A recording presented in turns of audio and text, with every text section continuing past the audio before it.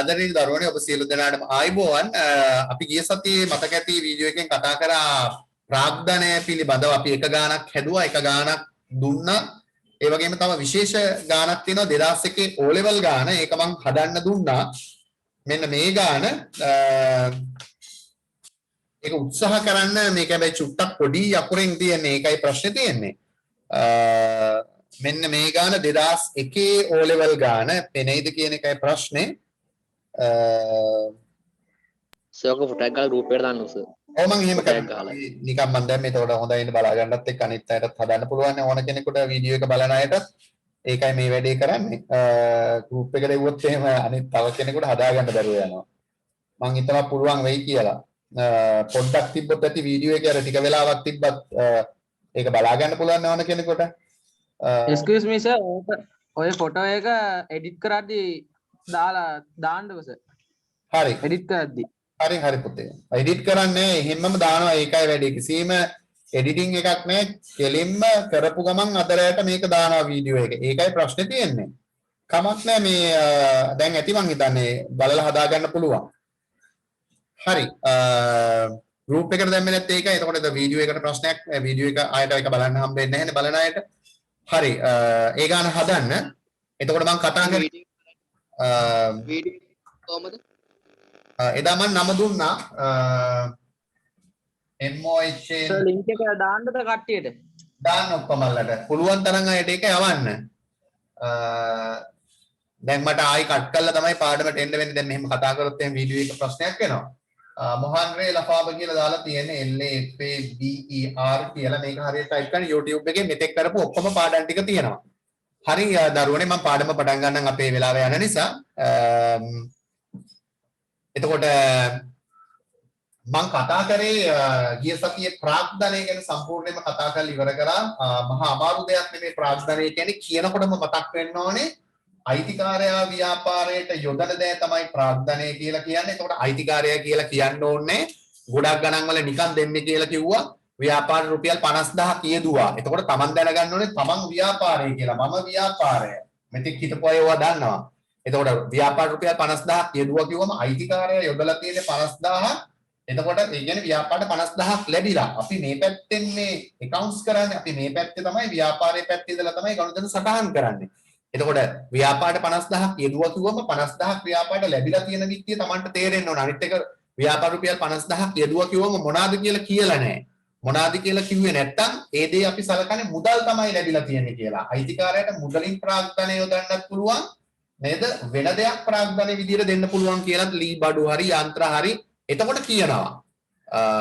ලී බඩු ප්‍රාග්ධනය ලෙස යෙදුවා යන්ත්‍රයක් ප්‍රාග්ධනය ලෙස යෙදුවා කියලා කියන සමහරක් වෙලාවට මුදල් යෙදුවට කියන්නේ නිකන් කියන්නේ ව්‍යාපාර රුපියල් 50000ක් යෙදුවා කියලා. එහෙම කිව්වොත් අනිවාර්යයෙන්ම අයිතිකාරකෙන් මුදල් තමයි ලැබිලා තියෙන්නේ. එතකොට ව්‍යාපාරයේ මුදල් වැඩි වෙනවා. ඒ වගේම අපි කිව්වා අයිතිකාරයා ප්‍රාග්ධනය යොදනකොට දැන් අපි මේ කතා කරන්නේ හිමිකමට සම්බන්ධ පද හතරක්නේ නේද? හිමිකමට සම්බන්ධ පද හතරක් තියෙනවා. ඒකෙන් පළවෙනි එක ප්‍රාග්ධනය, අනිත් එක ගැනිලි, අනිත් එක ආදායම්, අනිත් එක වියදම්. ගිය සතියේ මම පැහැදිලි කරා වීඩියෝ එකේ තියෙනවා. එතකොට ප්‍රාග්ධනය කොහොමද හිමිකමට බලපාන්නේ? එතකොට ප්‍රාග්ධනය යොදන්න අයිතිකාරයාගේ හිමිකම වැඩි වෙනවා කියලා කිව්වා. දැන් අයිතිකාරයා ලක්ෂයක් දැම්මොත් ප්‍රාග්ධනය වශයෙන් එයාගේ අයිතිය හිමිකම කියන්නේ අයිතියනේ. අයිතියක් ලක්ෂයයි. එයා තව 50000ක් දැම්මොත් ප්‍රාග්ධනයේ විදිහට අපිට කියන්න බෑනේ අයිතිය ලක්ෂයයි කියලා. එතකොට එයාගේ හිමිකම ප්‍රාග්ධනය යොදන්න හිමිකම වැඩි වෙනවා. කෙලින්ම ඔළුවට එන්න ඕන එක දෙයයි ප්‍රාග්ධනය නිසා වෙන්නේ අයිතිකාරයා මොන හරි දෙනවනේ ව්‍යාපාරට. එයාගේ හිමිකම වැඩි වෙන එක තමයි වෙන්නේ. ප්‍රාග්ධනය හොයන්නේ වත්කම් වලින් වගකීම් අඩු කරපුවම එක්ක ප්‍රාග්ධනය එක්ක හිමිකම ඕනම එකක් ප්‍රාග්ධනය හෝ හිමිකම හොයන්න පුළුවන්. ඔය ටික සාකච්ඡා කරා. එතකොට මම අද එන්නේ හිමිකමට බලපාන අනිත් සාධකය ගැන කතා කරන්න. නේද? සාධක හතරක් තියෙනවා. තාමත් අපි ඉන්නේ හිමිකම කියන මාතෘකාවේ. නේද? එතකොට හිමිකමට බලපාන සාධක හතරෙන් එකක් මම කතා කරලා ඉවරයි ළමයි ප්‍රාග්ධනය. ඒක ඉවරයි. මම යන්නේ දෙවැනි එක කතා කරන්න. දැන් ඒ කියන්නේ ගැනිලි. මේකේ කතා කරන්න දෙයක් නැහැ. ඔයගොල්ලෝ ප්‍රාග්ධන ඉගෙන ගත්ත නිසා ඒකේ අනිත් පැත්ත. හරි? එතකොට ලියා ගන්න ප්‍රශ්නයක් ගැනිලි යනු ගැනිලි යනු මොනවාද ගැනිලි කියන්නේ? ගැනිලි යනු මහා දෙයක් නෙමෙයි පුංචි දෙයක් තියෙන ගැනිලි වල දැනගන්න වචනේ තමයි දැනගන්න ඕනේ ගැනිලි කියන්නේ මොනවාද කියලා. එතකොට මෙහෙම කියන්න පුළුවන් මට මේකේ අපිට දැන් අපි ප්‍රාග්ධනය යටතේ කාරණා හතරක් කතා කරානේ. මේක යටතේ ඒ කාරණා තමයි නමුත් තුනයි කතා කරන්න තියෙන්නේ. ගැනිලි හොයන්න විශේෂ සමීකරණයක් නැහැ. හරි? එතකොට අපි බලමු මොනවද මේ ගැනිලි කියන්නේ කියලා. දැන් අයිතිකාරයාම තමයි හිමිකමට සම්බන්ධ පද හතරක් නෙමෙයි කතා කරන්නේ. එතකොට මේ දෙවෙනි එක ගැනිලි. එතකොට අයිතිකාරයා ව්‍යාපාරයට මොන හරි යෙදුවොතින් අපි කියවා යොදන දෑ ප්‍රාග්ධනය කියලා. ඒක කතා කරා.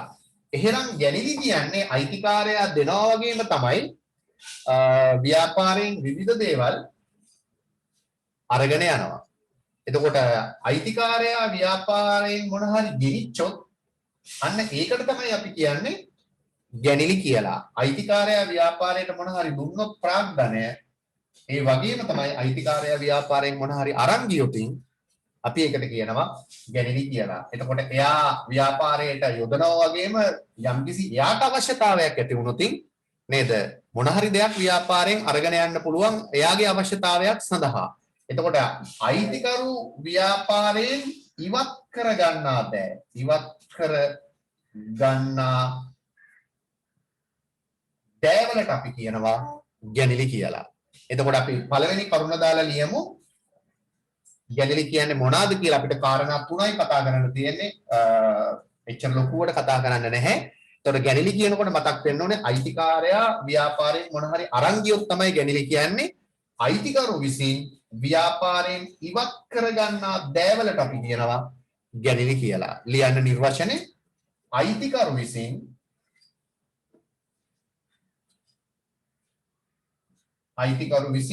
ව්‍යාපාරයෙන්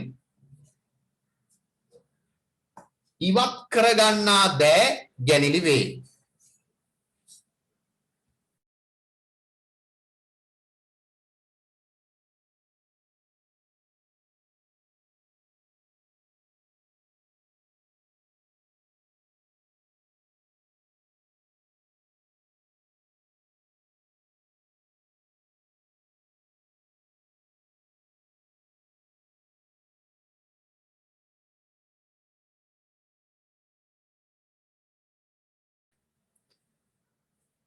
හරි නේද? සම්පූර්ණ නිර්වචනේ බෝඩ් එකේ තියෙනවා. අයිතිකරු විසින් ව්‍යාපාරයෙන් ඉවත් කරගන්නා දෑ අපි කියනවා ගැනිලි කියලා. හරි සිම්පල්. දුන්නොත් ප්‍රාග්ධනය, ගෙනිච්චොත් ගැනිලි. හරි? ඉවත් කරගන්නා දෑ ගැනිලි වේ. මම හිතනවා තේරෙන්නේ නැති කියලා. අර ප්‍රාග්ධනය වගේමයි. දැන් අයිතිකාරයාට අපි කතා කරා මොනවාද යොදන්න පුළුවන්. මේ යොදන්න පුළුවන් දේවල් දෙකක් තියෙනවා කිව්වා. මුදල් හෝ වෙන දෙයක් අයිතිකරුට ප්‍රාග්ධනීය විදියට යොදන්න පුළුවන්. එතකොට මොනවාද අයිතිකාරයාට ව්‍යාපාරයෙන් ඉවත් කරගන්න පුළුවන් මොනවාද යාට ව්‍යාපාරයෙන් ගෙනියන්න පුළුවන්. ඒ කියන්නේ ගැනිලි සිදු කළ ලියන්න එපා මම කියන කලින්. ගැනිලි කරන්න පුළුවන් ආකාර දෙකක් තියෙනවා අයිතිකාරයාට. එකක් තමයි මෙන්න මෙහෙම. ගැනිලි සිදු කළ හැකි ආකාර දෙකයි. එකක් තමයි එක්කෝ අයිතිකාරයා ව්‍යාපාරයේ ලාච්චුවට අත දාන්න ඕනේ. එතකොට ලාච්චුවේ තියෙන බිබික්කම් එහෙම නෙමෙයි නේද? ලාච්චුවේ තියෙන මුදල්. එතකොට මුදල් ටිකක් එයාගේ අවශ්‍යතාවයකට හදිස්සියකට අරගෙන යන්න පුළුවන්. මේ අයිතිකාරයා ලාච්චුවට අත දාලා අරගෙන ගියොත් අපි එකට කියන්නේ මුදල් ගැනිලි කියලා. මං කියනකල් ලියන්න එපා මුදල් ගැනිලි.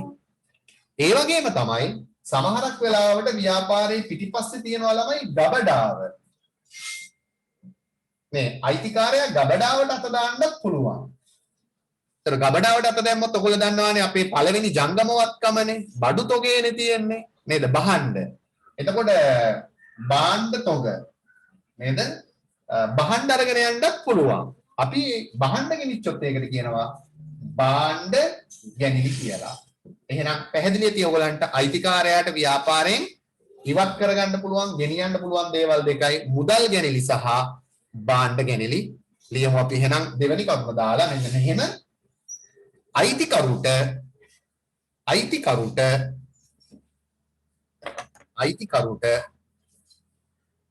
ගැනිලි සිදු කළ හැකි ආකාර දෙකකි. අයිතිකරුට ගැනිලි සිදු කළ හැකි ආකාර දෙකකි. අයිතිකරුට ගැනිලි සිදු කළ හැකි ආකාර දෙකකි. එක්ක ලාච්චුට අත දානවා එක්ක ගබඩාවට අත දානවා. අයිතිකරුට ගැනිලි සිදු කළ හැකි ආකාර දෙකකි.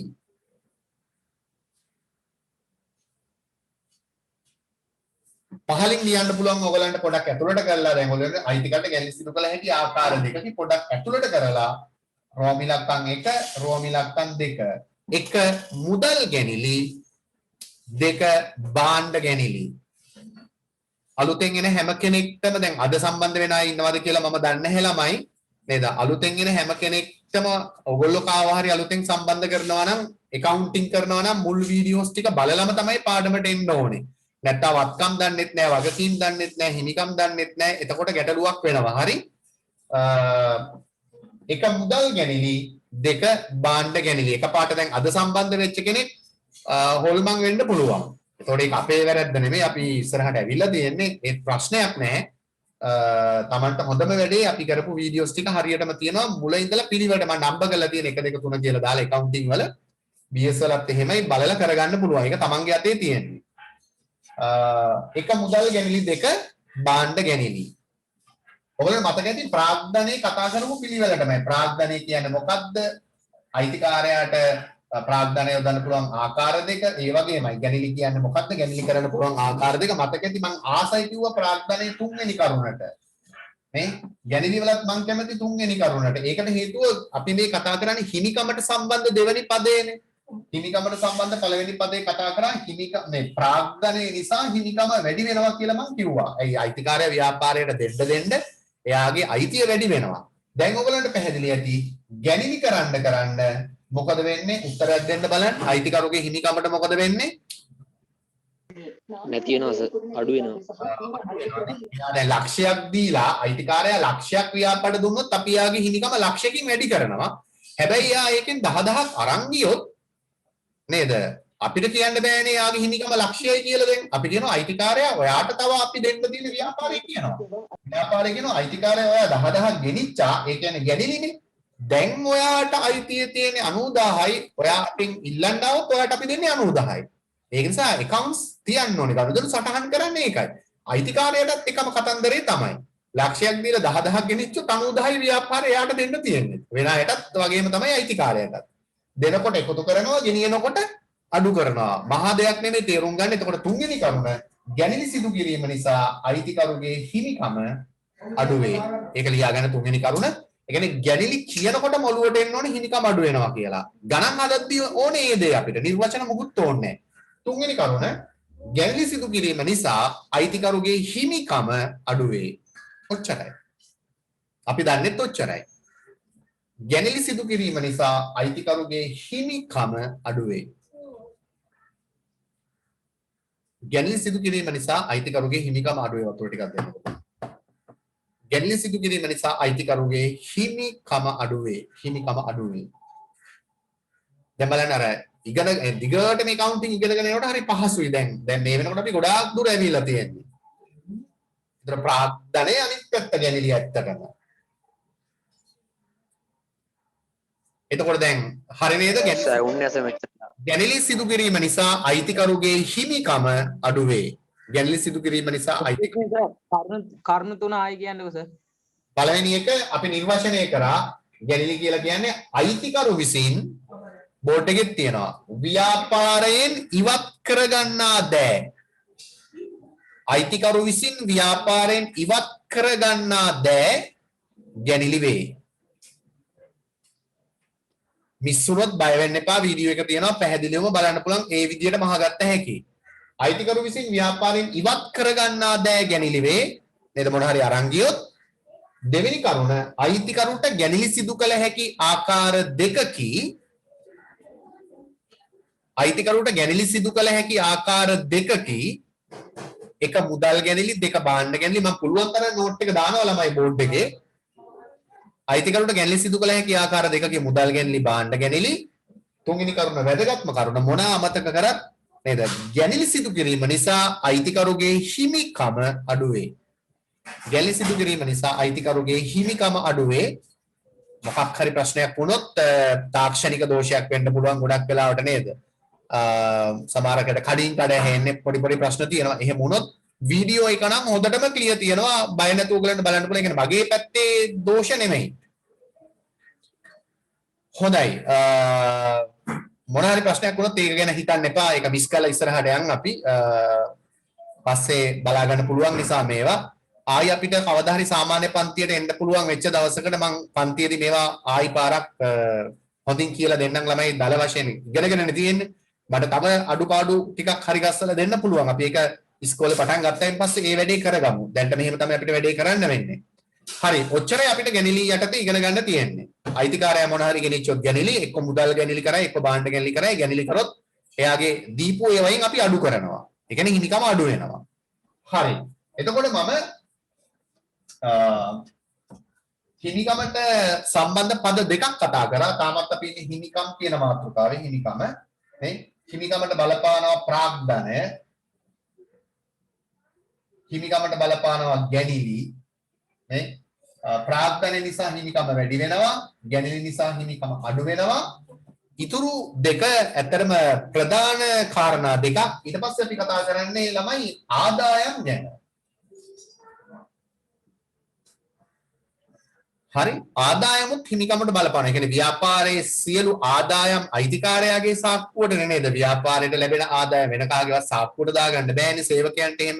ඒගොල්ලන්ට පඩියක් නේ ගෙවන්නේ. සියලු ආදායම් අයිතිකාරයාගේ සාක්කුවට. නේ ආදායම් ලැබෙන්න අයිතිකාරයාගේ සාක්කුව පිරෙනවා. නේ වාසිදායකයි. right. එහෙනම් අපි ලියාගමු ප්‍රශ්නයක්. ආදායමක් කියනවා. ආදායමක් කියනවා.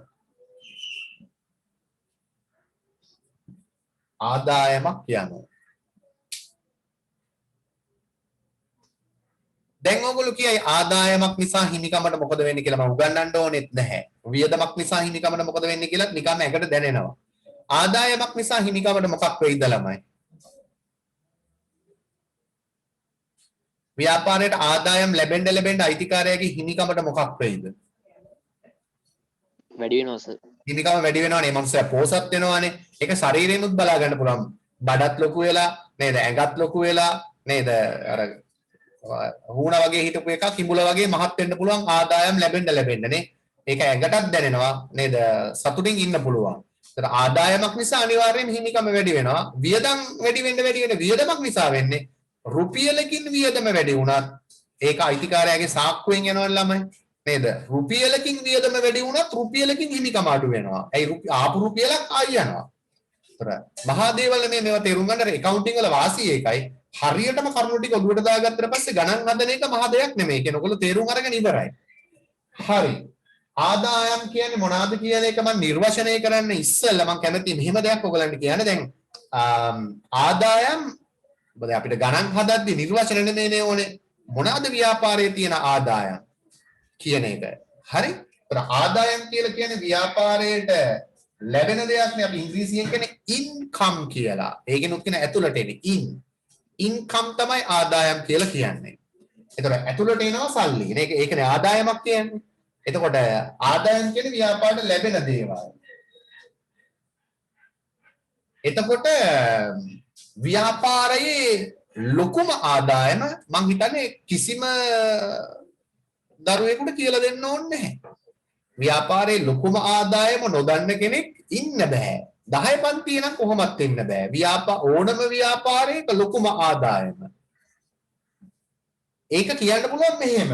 දැන් මෙතෙක් කල් ඒ ගැන අවධානය යොමු කරේ නැත්තම් ව්‍යාපාරයක් ගාවට ගිහිල්ලා මේකනම් ව්‍යාපාරය ඔබ බලාගෙන ඉන්න ඕනේ ව්‍යාපාරයේ දිහා.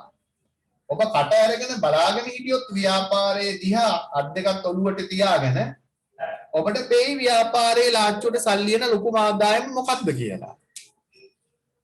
මොකද්ද ඔයගොල්ලෝ හිතන්නේ ව්‍යාපාරයේ ලොකුම ආදායම? හිතන්නකො මෙහෙම මේක පොල් කඩයක් කියලා. මේ පොල් කන්දක් තියෙනවා. හවස වෙනකොට එක පොල් ගෙඩියක්වත් නැති වුණොත් මොකද වෙන්නේ? ආදායම සරුයි නේද? පොල් ටික ඔක්කොම ගිහිල්ලා එළියට. ඒක තමයි ලොකුම ආදායම. මාළු කඩේ ගත්ත එහෙමනේ නේද? මාළු ලෑල්ල පිරලා උදේ නේද? 11 12 වෙනකොට දවල් මාළු ලෑල්ල එක මාළුවෙක්වත් නැත්තම් ආදායම කියන්නේ මාළු ටික එළියේ සල්ලි ටික ලාච්චුවට ලැබිලා. ආදායම ලැබිලා. ඒකනේ අපි කැමති නේද? එහෙනම් මොකද්ද ලොකුම ආදායම? අර පොල් ටිකයි මාළු ටිකයි මොනවද වෙලා තියෙන එකක්වත් නැති වෙන්න. මුදල් ඔව් දැන් පොල් ටික මං කියවනේ පොල් කන්දක් තියෙනවා උදේ හවස වෙනකොට පොල් එකක්වත් නැහැ. ඔක්කොම මොනවා වෙලාද? විකිනිලා විකිනිලා. නැත්තම් පොල් ටික ඇවිදන් ගිහිල්ලා නැහනේ. මාළු ටික පීනගෙන ගිහිල්ලා නැහනේ. මිනිස්සු අරගෙන ගිහලා ව්‍යාපාරේ විකුණලා. නේද?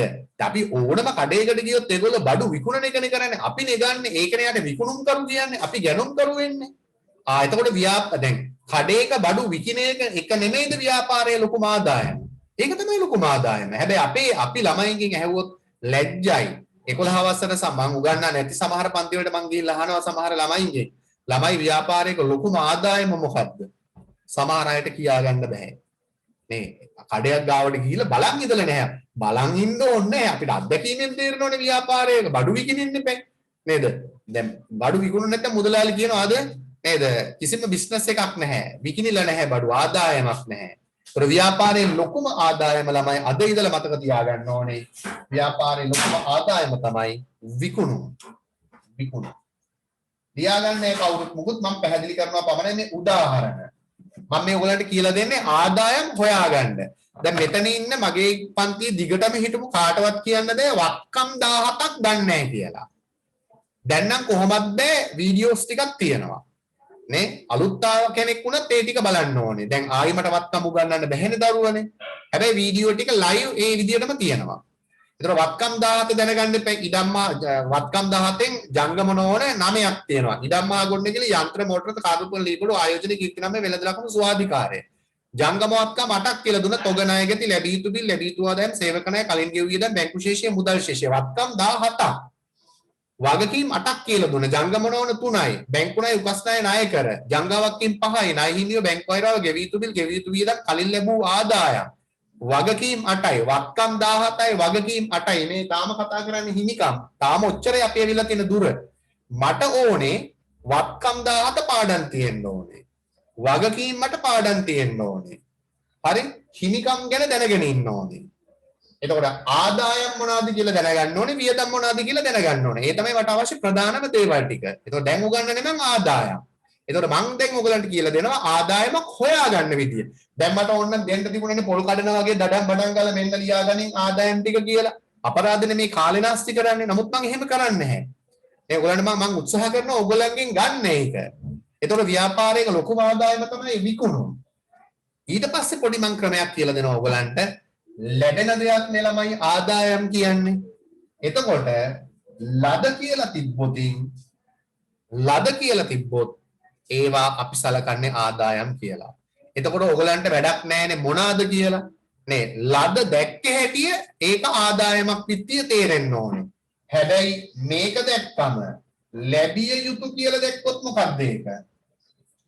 ලැබිය යුතු ආදායම් කියලා තිබ්බොත් මොකක්ද ඒක? ණයක් ලැබිය යුතු ආදායමක් කියලා තිබ්බොත් ආදායමක්ද? නෑ. ලැබිය යුතු ඕනෑම දෙයක් මම කිව්වා ජංගම වත්කම් කියලා. මතක ඇති. නේද? ලැබිය යුතු කියන්නේ ලැබිලා නෑ. ලැබෙන්න තියෙනවා. ලද කියන්නේ ලැබිලා. සිංහලනේ ඔයගොල්ලෝ මට වඩා මං හිතන්නේ. ලැබිය යුතු ආදායම් කියන්නේ ලැබෙන්න තියෙන දෙයක්. තාම ලැබිලා නෑ. ලැබිය යුතු ආදායම් ජංගම වත්කම. මං කිව්වා මම ජංගම වත්කම් ජෝඩු ඉගෙනුවේ. තොගය ණය ගැතියෝ. බැංකු ශේෂය මුදල් ශේෂය. ලැබිය යුතු බිල් ලැබිය යුතු ආදායම්. ලැබිය යුතු ඕනෑම දෙයක් ජංගම වත්කමක් මතක තියාගන්න කියලා කිව්වා විශේෂයෙන් මේ වචනේ. ගොඩක් accounting දන්නේ නැති අය හිතනවා ලැබිය යුතු ආදායම් කියලා තිබ්බොත් ඒක ආදායමක් කියලා නෑ. ලැබිය යුතුයි කියන්නේ ලැබිලා නෑ. නේ? ලැබිය යුතු ගෙවල් කුලි ලැබිලා නෑ. ලද ගෙවල් කුලි ලැබිලා. එතකොට ලැබිච්ච එකක් තමයි ආදායමක් වෙන්නේ. හරි? ලද තිබ්බොත් ආයි කිසි දෙයක් නෑ ඒක ආදායමක් මේ බලන්න. ලද වට්ටම්. ලද කොමිස්. ලද ගෙවල් කුලි. ලද පොලි. ලද ලාභාංශ. ලද ආදායම්. ලද පරිත්‍යාග. පාඩම් කරන්න ඕනේද මේවා? මේ ලද වට්ටම් ලද කොමිස් ලද ගෙවල් කුලි ලද පොලි ලද ලාභාංශ ලද ආදායම් ලද පරිත්‍යාග කියලා පාඩම් කරන්න ඕනේද? අනේ නෑ. මේ එකක්වත් පාඩම් කරන්න ඕනේ නෑ. ඉතින් ලද කියලා දෙනවනේ දෙයියනේ. නේ? ඕගොල්ලෝ දැනගන්න ඕනේ ලද තිබ්බොත් ආදායමක්. ඕගලන්ට වැඩක් නැහැ ලද වට්ටම්ද ලද කොමිස්ද ලද ගෙවල් කුලිද ලද පොලිද මේ කතන්දර වැඩක් නැහැ. ලද තිබ්බොත් ඒක ආදායමක්.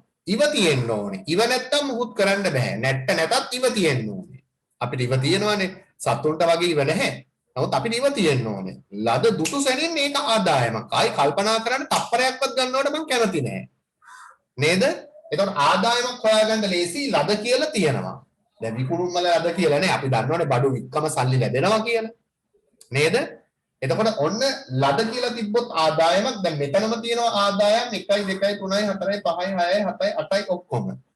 තව මම ඔයගලන්ට පොඩි දෙයක් කියලා දෙනවා දැන් ලද කියලා මේකේ දාලා නැහැනේ. ලද විකුණුම් කියලා අපි කියන්නේ නැහැනේ. නේද? නිකන් විකුණුම් කියලා තමයි කියන්නේ. තව ලද නැති ආදායම මම කියන්න ළමයි මට ඒක ඉස්සල්ලා. දැන් මෙන්න මෙහෙම දෙනවා. විකුණුම් 50000යි. මොනවාද ඔය විකුණලා තියෙන්නේ? විකුණුම් 50000 කියලා දුන්නොත් මොනවාද විකුණලා තියෙන ව්‍යාපාරේ? අර පළවෙනි ජංගම බඩු තොගය වෙන මොකුත් නෙමෙයි විකුණුම් 50000යි කියලා දුන්නොත් කාටවත් හිතන්න බෑ ලී බඩු විකුණලා යන්ත්‍ර විකුණලා මෝටර රථ විකුණලා ඒව බෑ. අනිවාර්යයෙන්ම විකුණලා තියෙන තොගය. තොගයනේ පළවෙනි ජංගමවත්කම. තොගය ගන්න විකුණන්නේ කියන්නේ බඩු තොගයනේ. නේ? එතකොට විකුණුම් කියන්නේ ප්‍රධාන ආදායම ව්‍යාපාරය. දැන් සිල්ලර කඩේක අපි දන්නවනේ බඩු තොගය එකක් නෙමෙයිනේ. සල්ලයිට් කෑල්ලේ ඉඳලා නේ ඔක්කොම බඩු තමයි. දැන් මාළු කඩේක එහෙම නෑනේ. බඩු තොගේ මාළු. ඒ මාළු ගේන්නේ විකුණන්න. මම කිව්වා ව්‍යාපාරය විකුණන්න ගන්න ඕනම දෙයකට අපි කියන්නේ තොගේ කියලා. විකුණුම් කියලා දුන්නොත් ඒ කියන්නේ විකුණන්න ගන්න තොගේනේ. එතකොට විකුණුම් 50000යි කියලා දුන්නොත් අනිවාර්යයෙන්ම විකුණලා තියෙන තොගය. බඩු තොගය. ගබඩාවේ තියෙන තොගය. ලී බඩු වික්කොත් කියනවා. ලී බඩු වික්කා, යන්ත්‍ර වික්කා, මෝටර රථ වික්කා වෙන මොනවා වික්කත් කියනවා. හැබැයි තොගේ වික්කට කියන්නේ නැහැ ළමයි. සමහර විට කියනවා භාණ්ඩ විකුණුම් කියලා. මං කියන්නේ ඕනේ නැහැ. විකුණුම් 50000යි ළමයි දැනගන්න ඕනේ තොගේ තමයි විකුණලා තියෙන්නේ ව්‍යාපාරයේ තොගේ එළියට යනවා 50000 මුදල් එනවා 50000 ඇතුළට. ඒක තේරෙන්න ඕනේ. හරි මං හිතනවා තේරුම් ගන්න ඇති කියලා. මම කියලා දෙන්නේ තව විකුණුම් එකක්. මෙන්න මේක. හිස් භාජන විකුණුම්. මෙතන බඩු තොගනේ විකුණලා තියෙන්නේ නේද? මෙතන බඩු තොග තමයි විකුණලා තියෙන්නේ. මෙතන විකුණලා තියෙන්නේ හිස් භාජන විකුණුම්. හිස් භාජන විකුණුම් කියලා කියන්නේ ඔයගොල්ලෝ දන්නවා පරණ බෝතල් එහෙම ඉතුරු වෙනවනේ ව්‍යාපාරයේ ගෙනාපු ඒවා අපි ඒක බෝතල් පත්‍රයට විකුණන්නේ රුපියල් 200කට 300කට නේද පොඩි ගානකට. හිස් භාජන විකුණුම් කියන්නේ පරණ බෝතල් මොන හරි විකුණලා. මේකයි කලවම් කරගන්න බෑ. මේක ප්‍රධාන බිස්නස් එකේ ආදායම මේක අමතර ආදායමක්. මේ ඔක්කොම අමතර ආදායම. මේවත් අමතර. මේක තමයි ප්‍රධාන ආදායම. මම කියවනේ ලොකුම ආදායම. මේ ඔක්කොම අමතර ආදායම්. මේ විකුණුම් හැර අනිත් ඔක්කොම අපි කියන්නේ අමතර ආදායම්, අනිකුත් ආදායම්. මේක ප්‍රධාන ආදායම. දැන් අපි ප්‍රධාන ආදායමුයි අමතර ආදායමුයි වෙනම අඳුර ගන්න ඕනේ. ඒක 11 වසරේ තමයි අවශ්‍ය වෙන්නේ. මම දැන් ඔයගොල්ලන්ට කියලා දෙනවා. විකුණුම් තමයි ප්‍රධාන ආදායම. මේ ඉතුරු ඔක්කොම ටික අමතර ආදායම්. අතිරේක වෙනත් ආදායම් මාර්ග. හිස් භාජන විකුණුම් කියන්නේ පරණ බෝතල් විකුණලා. ඒක පොඩි ගාණක්, ලොකු ගාණක් නෙමෙයි. right. මං හිතනවා ආදායම් අපි ඔච්චරයි ළමයි දැනගන්න ඕනේ. අපි උසස් පෙළ ළමයි පුරා සාමාන්‍ය ප්‍රධාන වශයෙන් ඔය ටික තමයි ආදායම් වලට කියලා දෙන්නේ. ඕගලන්ට සපුරාම ඇති. මං හිතන්නේ ඔයගොල්ලෝ ඔච්චරවත් මන් දන්නේ ආදායම් ඉගෙනගෙන තියනවද කියලා මේ වෙනකොට ඉස්කෝලේම උගන්වලා තියනවද කියලා. මේ ටික දන්නවා කියලා කියන්නේ ආයි කිසි දෙයකට බය වෙන්න ඕනේ නැහැ. හරි. එතකොට අපි කොහොමද ආදායමක් නිර්වචනය කරන්නේ? එතකොට අපි දන්නවා මේ ආදායම් ලැබෙන්න අයිතිකාරයාගේ සාක්කුව නේද? බර වෙනවා. බර වේ. වෙන බරවල් එහෙම නෙමෙයි. හරිද? සාක්කුව බර වෙනවා. ඇයි ආදායම් ලැබෙන්න එයා පෝසත් වෙනවා. ඒ කියන්නේ ආදායම් නිසා අයිතිකාරයාගේ හිමිකම අනිවාර්යයෙන්ම වැඩි වෙනවා. හරි? ඔයගොල්ලෝ දන්නව නේද මේ වෙනකොට තව එකක් තියෙනව නේද අයිතිකාරයාගේ හිමිකම වැඩි වෙන. බෝඩ් එකේ තියෙනවානේ දැන් දන්නවනේ අයිතිකාරයාගේ හිමිකම වැඩි වෙන්නේ ආදායම් නිසා විතරක් නෙමෙයිනේ තව මොකක් නිසාද? ප්‍රාග්ධනය. අන්න හරි. දැන් අපි ඒක ඉස්සෙල්ලා කතා කරේ ඒක. නේද? ප්‍රාග්ධනය නිසාත් හිමිකම වැඩි වෙනවා. ආදායම් නිසාත් හිමිකම වැඩි වෙනවා. හැබැයි ප්‍රාග්ධනය කියන්නේ ආදායමක් නෙමෙයි. ඒ කියන්නේ හිමිකම වැඩි වෙන්නේ ප්‍රාග්ධනය නිසා විතරක් නෙමෙයි. ආදායම් නිසාත් හිමිකම වැඩි වෙනවා. නේ? එතකොට දැන් අපිට ආදායමක් නිර්වචනය කරන්න ලේසි. මොකද්ද? අයිතිකරුගේ හිමිකම වැඩිවීමට බලපාන ප්‍රාග්ධනය හැර නේ අයිතිකරුගේ හිමිකම වැඩිවීමට බලපාන ප්‍රාග්ධනය හැර ප්‍රාග්ධනය ආදායමක් නෙමෙයි අයිතිකරුගේ හිමිකම වැඩිවීමට බලපාන ප්‍රාග්ධනය හැර හිමිකම වැඩිවීමට හේතු වන්නා වූ අනෙකුත් ආකාරයන් හිමිකම වැඩිවීමට හේතු වන්නා වූ අනෙකුත් ආකාරයන් ටික තමයි මේ මම පෙන්නුවේ නේ එතකොට ඇත්තටම ප්‍රාග්ධනය නිසාත් හිමිකම වැඩි වෙනවා ආදායම් නිසාත් හිමිකම වැඩි වෙනවා හැබැයි හිමිකම වැඩි වෙන හැම ආකාරයක්ම අපි කියන්නේ ආදායමක් කියලා නේද ඒ කියන්නේ ප්‍රාග්ධනය නිසා හිමිකම වැඩි වුණාට අපි කියන්නේ ආදායමක් කියලා හැබැයි ප්‍රාග්ධනය හැර වෙන මොකක් හරි එකක් නිසා හිමිකම වැඩි වෙනත් කරුණක් නිසා හිමිකම වැඩි වෙනවා නම් අපි ඒක සලකන්නේ ළමයි ආදායමක් කියලා. ඒතර ඔළුවේ තියෙන්න ඕනේ එක දෙයයි ප්‍රාග්ධනය හැර වෙන හේතුවක් නිසා හිමිකම වැඩි වෙනවා නම් ප්‍රාග්ධනයටත් හිමිකම වැඩි වෙනවානේ. අපි කියන්නේ ප්‍රාග්ධනය හැර වෙන හේතුවක් නිසා හිමිකම වැඩි වෙනවා නම් අන්න ඒක අපි ආදායමක් විදියට සලකනවා. ඒකට හේතුව හිමිකමට බලපාන ප්‍රධාන සාධක දෙකක් තියෙනවා හිමිකම වැඩි වෙන්න නේද? ප්‍රාග්ධනය නිසාත් හිමිකම වැඩි වෙනවා. ආදායමක් නිසාත් හිමිකම වැඩි වෙනවා. එතකොට අපි කියන්නේ අයිතිකරුගේ හිමිකම වැඩිවීමට බලපාන ප්‍රාග්ධනය හැර හිමිකම වැඩිවීමට බලපාන්නා වූ අනෙකුත් කාරණා නැත්නම් අනෙකුත් සාධක අපි ආදායමක් විදියට සලකනවා. අපි මෙහෙම ලියමු ආදායමක නිර්වචනය ආදායමක් යනු ලියන්න ආදායමක් යනු අයිතිකරුගේ හිමිකම වැඩිවීමට බලපාන්නා වූ අයිතිකරුගේ හිමිකම වැඩිවීමට බලපාන්නා වූ අයිතිකරුගේ හිමිකම වැඩිවීමට බලපාන්නා වූ ප්‍රාග්ධනය හැර කියන්නේ ප්‍රාග්ධනය ආදායමක් කියලා සලකන්නේ නැහැ හිමිකම වැඩි වුණාට අයිතිකරුගේ හිමිකම වැඩිවීමට බලපාන්නා වූ ප්‍රාග්ධනය හැර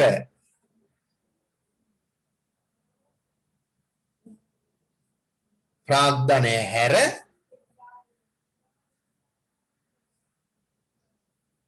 හිමිකම වැඩිවීම කෙරෙහි බලපාන හිමිකම වැඩිවීම කෙරෙහි බලපාන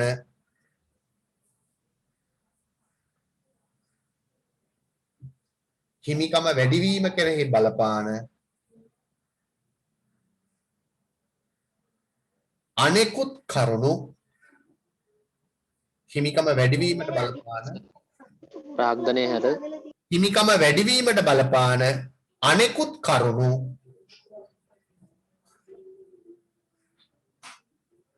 හිමිකම වැඩිවීමට බලපාන අනෙකුත් කරුණු හිමිකම වැඩිවීමට බලපාන අනෙකුත් කරුණු ඒ කියන්නේ ප්‍රාග්ධනය හැර වෙන මොකක් හරි නිසා හිමිකම වැඩි වෙනවා නම් ඒක ආදායමක් කියලා අපි සලකනවා. හිමිකම වැඩි වීමට බලපාන්නා වූ අනෙකුත් කරුණු නැත්නම් සාධක හිමිකම වැඩි වීමට බලපාන්නා වූ අනෙකුත් සාධක නැත්නම් කරුණු අනෙකුත් සාධක නැත්නම් කරුණු ආදායමක් ලෙස හැඳින්වේ. පොත් බලන්න පොත් තියෙනවනේ ඔයගලන්ට දීලා ඉස්කෝලේ. හිමිකම වැඩි වීමට බලපාන්නා වූ ප්‍රාග්ධනය හැර හිමිකම වැඩිවීමට බලපාන්නා වූ අනෙකුත් කරුණු හිමිකම වැඩිවීමට බලපාන්නා වූ අනෙකුත් කරුණු ආදායමක් ලෙස හැඳින්වේ. ආදායමක් ලෙස හැඳින්වේ. අමාරු එකක් නෙමෙයි. මේ හිමික ප්‍රාග්ධනය නිසා හිමිකම වැඩි වෙනවා ආදායම් නිසා හිමිකම වැඩි වෙනවා අපි කියන්නේ හිමිකම වැඩි වීමට බලපාන ප්‍රාග්ධනය හැර හිමිකම වැඩි වෙන්න බලපාන වෙන මොකක් හරි තව සාධකයක් තියෙනවා නම් ඒවා ආදායම් ප්‍රාග්ධනය හැර හිමිකම වැඩි වෙන තව මොනවා හරි තියෙනවා නම් ඒ ඔක්කොම ආදායම් වෙන්න ඕනේ ලියාගමු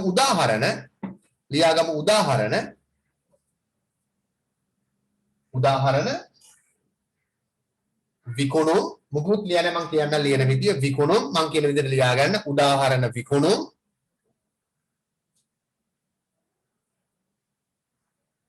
දෙපැත්ත ලියනවා නම් හොඳයි දැන් පොතේ මම කැමති සාමාන්‍යයෙන් ලියනවා නම් ඔයගොල්ලෝ පොතේ මේ පැත්තේ එකයි මේ පැත්තේ එකයි මේ පැත්තේ එකයි මේ පැත්තේ එකයි පහළටම යනවට වඩා විකුණුම් දෙක ලදවට්ටම් විකුණුම් ලදවට්ටම් දෙපැත්ත ලියාගෙන යන ටක් ගාලා ලියමු විකුණුම් ලදවට්ටම් බෝඩ් එකේ තියෙනවා බලා ගන්න පුළුවන් විකුණුම් ලදවට්ටම් කටපාඩම් කරන්න ඕනේ ලද කියලා තියෙනවනේ මම නිකන් දෙන්නේ දැනගන්න ලදවට්ටම් ලද කොමිස්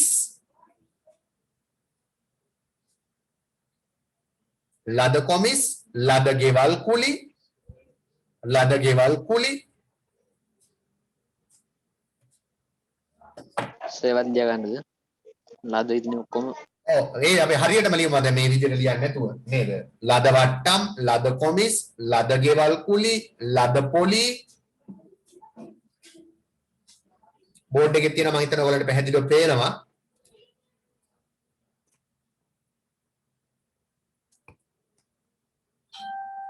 ලද පොලි ලද ලාභාංශ ලද ආදායම් ලද පරිත්‍යාග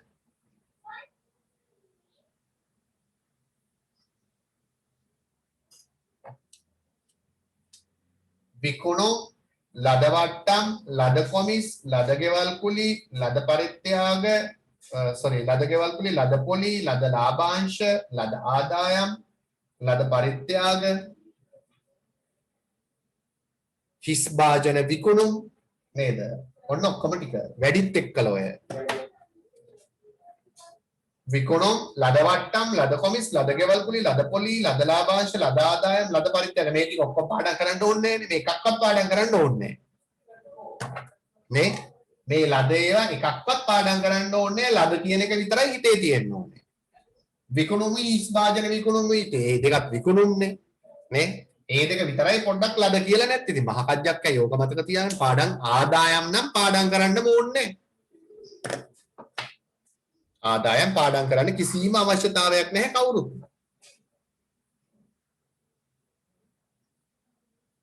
ලේසිම එකක් ආදායම් කියන